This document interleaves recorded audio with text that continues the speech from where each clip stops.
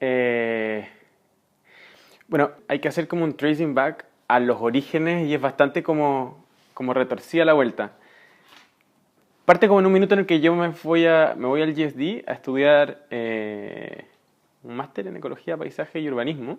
Y me doy cuenta que me interesaba bastante temas como el sur global y de la urbanización en contextos más emergentes, que no encontraban quizás respuesta en la forma en la cual nosotros, el repertorio de herramientas que tenemos para operar en esos contextos. Es decir, el repertorio disciplinar que tenemos ha sido construido en general desde una visión, no sé, europea o americana de países desarrollados. Las aspiraciones de las ciudades en general, las aspiraciones de los arquitectos en general, tenían que ver con eso. Entonces me empezó a causar un poco de ruido sentir que las cosas que me interesaban estaban súper desalineadas con el lugar en el cual yo estaba estudiando. En ese momento a mí me interesaba, en particular, entender algunas geografías en las que la permanencia no estaba al centro del objeto arquitectónico o de las ciudades. Y partió no con el Kumbhela, partió con Varanasi. Varanasi es la ciudad a la que todos los indios van a morir. Es una ciudad que está a 108 kilómetros del lugar donde ocurre el Kumbh, en el Gange. Es de hecho la primera ciudad de la civilización occidental. Y es una ciudad que tiene los Ghats, que son una serie como de grandes escaleras, gigantes y monumentales. En algún minuto fue probablemente la gran ciudad llena de los palacios de todos los reyes, todos los maharayas de la India, estaban en esta ciudad, a la que iban a morir, porque si se morían en esta ciudad se liberaban del ciclo de reencarnación. Sin embargo, yo me interesé en estudiar esta ciudad porque toda esta infraestructura sagrada que estaba en el borde estaba hecha para desaparecer. Porque estaba hecha en el borde del río, y es un río que, como todos sabemos, el monzón de la India hace que el Ganges se ensanche mucho y tapa y inunda todos los palacios y todo el borde de la ciudad. Entonces era muy bonito ver esta ciudad que era eterna, donde la percepción del tiempo, donde el tiempo parecía haber comenzado y que estaba hecha para una desintegración constante. Yo lo que hice fue que me tomé 6 meses y me fui de Harvard. Me tomé como 6 meses de leave, como de separación, y me fui a vivir a la India. Y fui a hacer como un estudio uno a uno, me fui a vivir como a un ashram como una especie de gurú. Y todos los días me levantaba a las 4 de la mañana cuando salía, antes de que saliera el sol, y participaba de todos los ritos sagrados, un poco entendiendo cómo era la forma en que se vivía esta ciudad hecha para la desintegración. En paralelo, yo había conocido en el GSD a Raúl Merotra, con quien luego construimos todo el trabajo del Kumbhela, y yo había hecho una aplicación para un proyecto que era para un grant, para ir a investigar ciudades que se desmontaban y se montaban. Entonces, con Raúl dijimos, ¿por qué no montamos un proyecto? Sabemos que el Kumbhela, yo me fui un año antes que ocurriera el Kumbhela, sabemos que el Kumbhela pasa, montemos un proyecto de investigación, apliquemos a unos grants, y yo empecé a viajar a la ciudad constantemente a documentar. Sabíamos que esto pasa cada 12 años, por lo tanto la vez anterior que había pasado era en el 2000, como en el cambio hasta el 2001, y que la verdad es que no había un registro, o los registros que habían eran registros demasiado espectaculares sobre la ciudad. Y por tanto había muchas cosas que no sabíamos cómo eran y que no sabíamos cómo estructurar una investigación alrededor de esto. Bueno, nos fue bien con los grants, levantamos, no sé, $200,000 en grants. Entonces, en algún minuto organizamos un viaje y nos vamos desde Harvard, porque yo estaba de vuelta, nos vamos desde Harvard al Kumbhela a analizar. Yo llevaba mi agenda particular que tenía que ver con toda esta investigación de las ciudades temporales, que es lo que empezamos a desarrollar con Raúl, pero nos focalizamos súper fuertemente en este caso. La gran pregunta era, ¿cómo o qué es lo que podemos aprender de una ciudad que se monta cada 12 años, pero que recibe 120 millones de personas? Ok, si hay una ciudad que se monta cada 12 años y se monta, ¿hay otras ciudades como esta?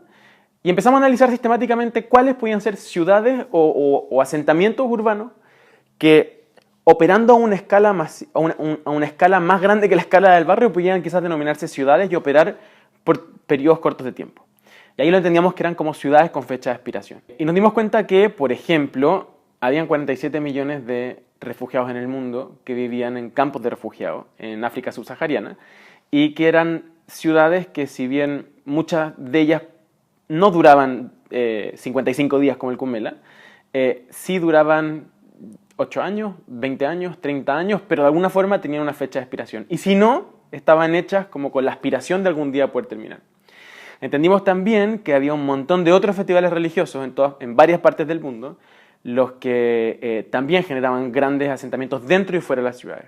Luego empezamos a investigar mercados y nos dimos cuenta que fuera y dentro de las ciudades habían mercados de escalas monumentales, los que también nos mostraban otras formas alternativas de entender la ciudad. Después de eso vimos respuestas a desastres naturales y nos dimos cuenta que después de los múltiples desastres naturales que se están incrementando con el cambio climático, la cantidad de asentamientos temporales que aparecían era enorme.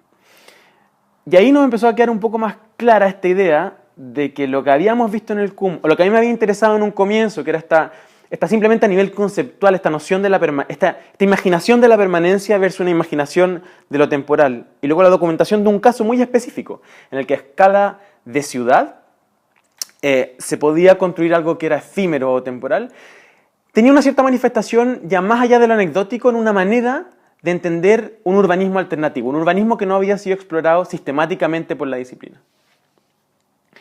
Ahí le pusimos el label o el nombre, que es como urbanismo efímero o ephemeral urbanism en inglés, y empezamos a escribir y a sistemáticamente estudiar todos estos casos. Hay un territorio enorme que ha estado conquistado por profesionales que no son los arquitectos, que no son los urbanistas, y que es de naturaleza propio de los arquitectos urbanistas. Los campos de refugiados los diseñan gente que se formó como en public health, gente de salud pública. Y los diseñan con el paradigma de la salud pública, neutralizando al máximo proviendo al máximo la eficiencia, neutralizando al mínimo el contacto, haciéndolo lo más eficiente posible y poniendo un montón de preguntas que sí nos pondríamos nosotros los urbanistas, los arquitectos sobre la mesa, están completamente negados fuera de la discusión. Es un poco similar a lo que ocurre cuando uno escucha constantemente que los arquitectos no tenemos trabajo y uno dice, pero ¿cómo no vamos a tener trabajo si hay por lo menos 1 billón de personas en el mundo que viven en situación de pobreza y ese billón de personas, puedes sumarle otros 2 o 3 billones de personas que no solo viven en situación de pobreza, sino que simplemente no son capaces de acceder al trabajo de un arquitecto y tienen necesidad. Entonces, tiene que ver con cómo encontrar otras maneras de mirar el problema y de ampliar un poco lo que nosotros entendemos como nuestros campos y dominios de acción. Y por otra parte, yo creo que la mejor forma de explicar cómo esto informa la manera en la cual nosotros trabajamos desde un paradigma de una arquitectura más tradicional en contextos, malamente dicho, más formales, tiene que ver con que estamos acostumbrados a dar soluciones permanentes para problemas que son transitorios. ¿Cuántas veces nosotros, por ejemplo, uno ve un desastre natural y la respuesta al desastre natural se convierte en la construcción de la ciudad permanente? Es decir, una ciudad que era una respuesta que era hecha como una estrategia de emergencia, una estrategia temporal para una ciudad, al final se construye así, pero se convierte en una respuesta permanente. O cuántas veces, incluso si uno mira esta casa, cuántas veces ponemos materiales que tienen ciclos de vida radicalmente distintos uno al lado del otro, yéndonos a la escala de arquitectura, que envejecen a tiempos distintos y que tienen obsolescencias diferentes y que muchas veces hacen que edificios o materiales que están completamente funcionales tengan que demolerse porque partes de los edificios no factorizan bien el tiempo en su comienzo. O incluso la incapacidad que tenemos nosotros para prever la obsolescencia programática de los edificios. Pareciera ser, y lo que quiero decir con esto es que pareciera ser que nosotros hemos sido muy buenos para factorizar el espacio cuando diseñamos edificios y diseñamos ciudades, pero quizás no tan buenos para factorizar el tiempo. Y lo que estamos haciendo acá es traer una serie de casos sobre la mesa que nos obligan, uno, a desafiar la manera en que proyectamos la ciudad permanente, porque para estos casos no sirven las herramientas tradicionales de diseño. No tiene sentido, nosotros lo hicimos en el CUM, dibujamos el plano, la planta del CUM, no tiene sentido hacerlo. Hay que entender el proceso incremental mediante el cual la ciudad se genera, porque tú dibujaste la planta, pero esa ciudad va a seguir existiendo. Va a variar en los 55 días y cada 12 años va a aparecer con la misma estructura general, pero va a ser radicalmente distinta en su construcción. Entonces, en ese sentido, ¿Cómo esto baja la ciudad temporal? Yo creo que hay pocas cosas que son aplicables directamente, siendo que hay algunas que sí son aplicables de forma más directa. Pero baja desafiando como la supremacía de los problemas del espacio por sobre la supremacía de los problemas del tiempo. Los que en el contexto actual en el que la aceleración de los procesos de urbanización están haciendo que dudemos que las herramientas que tenemos sean siempre las más adecuadas, yo creo que hace pertinente comenzar a discutir ese tipo de cosas. Yo creo que hay una gradiente en la transformación de la arquitectura que comienza desde una disciplina súper específica que estaba llamada a responder un tipo de problema, un set de problemas y que nace como hija de la construcción.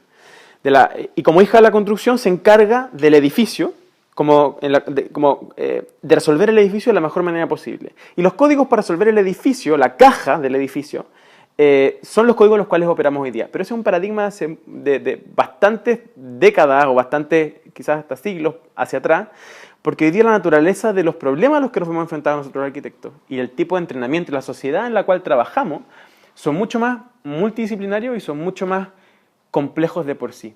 Entonces, cuando nosotros hacemos un proyecto, hoy día ya más que solamente encargarnos de las complejidades en términos de construcción del edificio, nos tenemos que encargar de otro tipo de complejidades, de cómo encaja este edificio con el tejido económico, con la productividad local, con el contexto social, con el cambio climático, con la obsolescencia de la ciudad, con las transformaciones.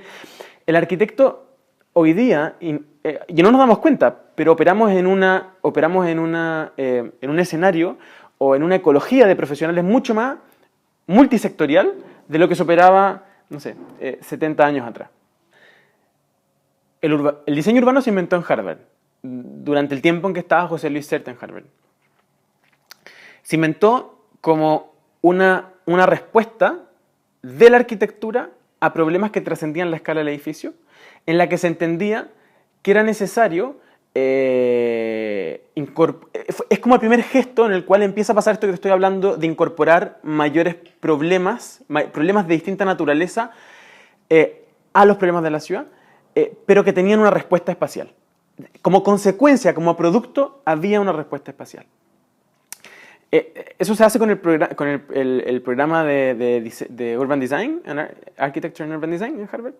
Y comienza el track y una serie de personas se entrenan bajo ese paradigma y surgen, de hecho, muchas oficinas grandes como Sasaki, SOM, en la que muchos de los hijos de esos tipos de programas hoy día están trabajando y haciendo ciudades y aportando a la escala de lo que va más allá del edificio.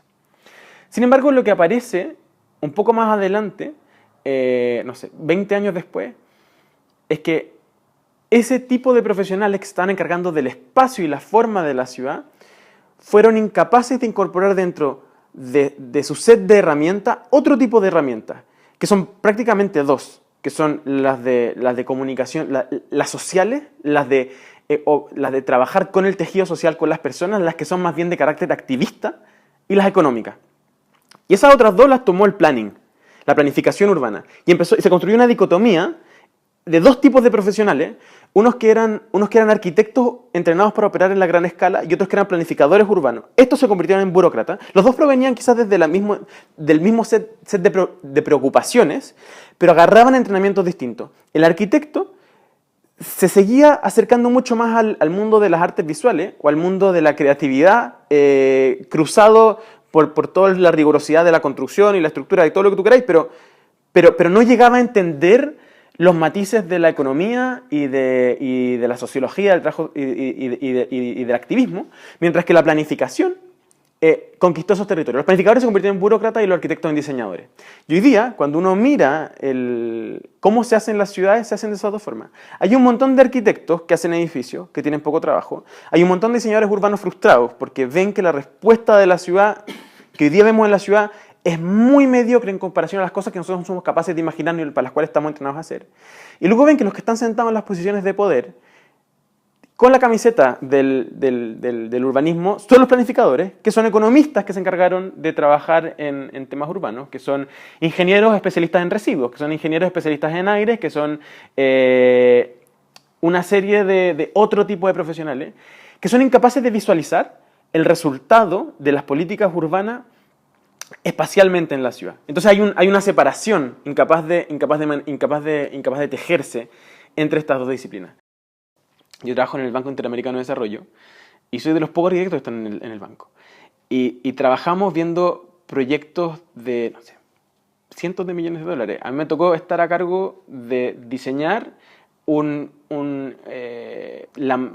documento política pública que regula cómo se van a gastar 190 millones de dólares en Chile en 5 barrios que se van a revitalizar.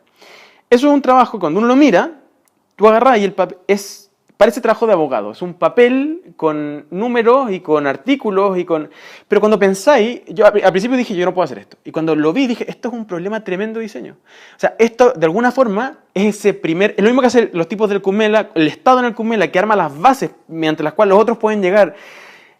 Si empezamos a ver esas cosas con problemas de diseño y empezamos a celebrar desde la disciplina ese tipo de cosas, nos vamos a dar cuenta que el impacto real que podemos tener los arquitectos es muchísimo mayor de lo que hoy día estamos teniendo. El impacto que tiene solo diseñar una casa, solo diseñar un edificio, solo diseñar la envolvente y tener ese fetiche con la foto al final de lo que hacemos, es tan cerrado que de alguna manera yo creo que es el responsable de que la gran mayoría de los arquitectos crea que está sin pega, de que muchos arquitectos ganen muy poca plata y que nos sintamos como que las grandes sillas de poder tienen que estar ocupadas por otras personas. Yo creo que gran parte de la pega que hay que hacer es preocuparse de que quien cuenta la historia en primera persona de que yo hice esto, o sea, crear las condiciones para que quien viene a contar la historia de lo que hizo pueda contar lo que es realmente importante.